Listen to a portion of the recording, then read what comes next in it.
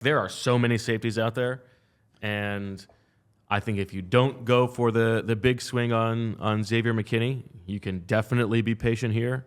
And the price is going to come down. There are going to be lots of starting caliber players who are available. But one of the guys on the list, and it has been reported already that the Eagles have some amount of interest in bringing him back, is C.J. Gardner-Johnson. What would you make of a reunion there? Yeah, I'm glad you brought this up. On my Howie Roseman free agency thing the other day, I had the free agency thing, meaning 5 moves we would make if we were Howie. I had C.J. Gardner-Johnson as my wild card at safety on my list. After I mentioned Jordan Fuller, and then I mentioned Darnell Savage, and then I wanted to get in a C.J. Gardner-Johnson discussion, but we were already kind of tight on time at that point. I really like C.J. Gardner-Johnson as a player. I was impressed with him 2 years ago. I've been impressed with him when he was in New Orleans. I really didn't see him much with the Lions last year because he was injured. I thought he brought an attitude and a toughness that the Eagles frankly missed this past year. I know there was kind of complaints about him freelancing, but I think they clearly missed him. That said, it did not end well. Now, business is business, right? That you can patch things up. But C.J. Gardner-Johnson was not happy with the way the Eagles valued him last year.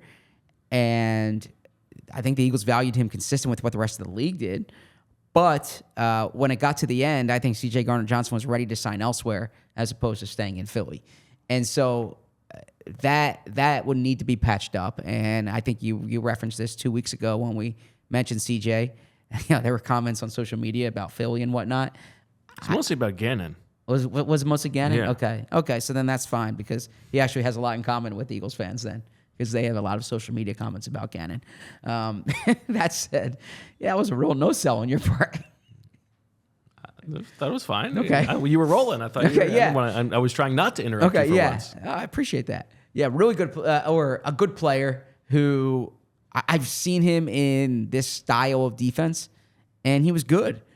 Again, there was freelancing that you need to account for, but there's also playmaking and toughness.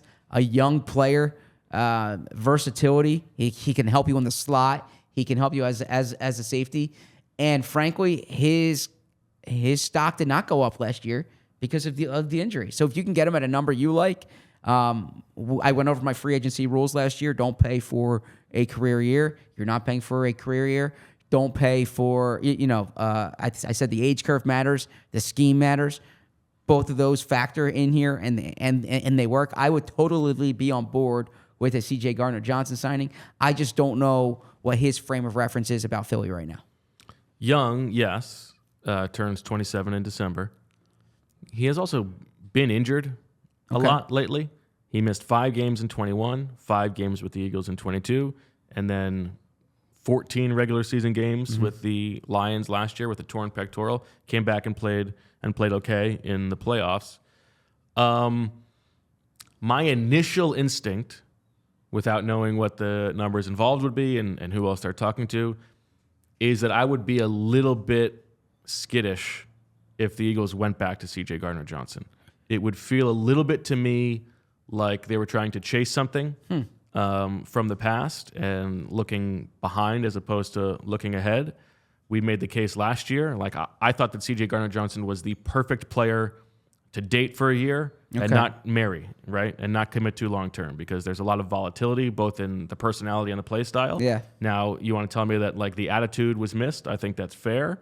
But because there are so many options, I think that Howie Roseman going for like reunions sometimes is a little bit too convenient.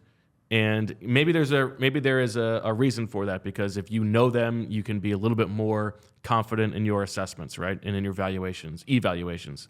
But it would feel a little bit too clean to me if they just, last year we were hoping to bring in Vic Fangio and C.J. Gardner-Johnson, and well, we got Vic back. We might as well go back to C.J.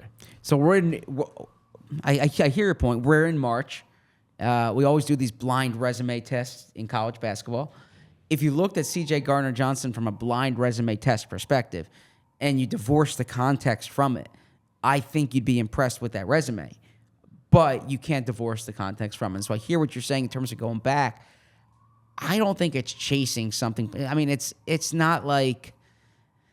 I mean, it's not like bringing back Deshaun Jackson, who had 6 years in Philly. It's not. I don't view it in that sense. He had 1 year here. They wanted to keep him last year. When I did my 10-step guide to the offseason last year, which I will do this week for allphly.com. And in that, I had re-signed C.J. Gardner-Johnson, let James Bradberry walk. I do think that was the Eagles' plan last year. Re-sign C.J. Gardner-Johnson, let James Bradberry walk. When C.J. Gardner-Johnson wanted more money than they were willing to pay, and James Bradberry was getting less interest than they thought he was going to get, or I guess less money than they thought he was going to get, then that changed their plans. But I disagree with you in terms of them chasing. I think it's a good age profile. It's a good player profile. And I would divorce that context. The conversation you said that had merit to me is he is injury prone. And one thing I've realized is that injured players get injured. And I understand if injuries are all independent. I mean, it's not like this one, that one, that one. But players who are durable tend to be durable. Players who are injured tend to be injured. It's not always the case. Malik Jackson was extraordinarily durable when the Eagles signed him. Then he became an injured player. DeAndre Swift had an injury history. He was very durable last year. So nothing's absolute here, but I would be in favor of them signing C.J. Gardner-Johnson.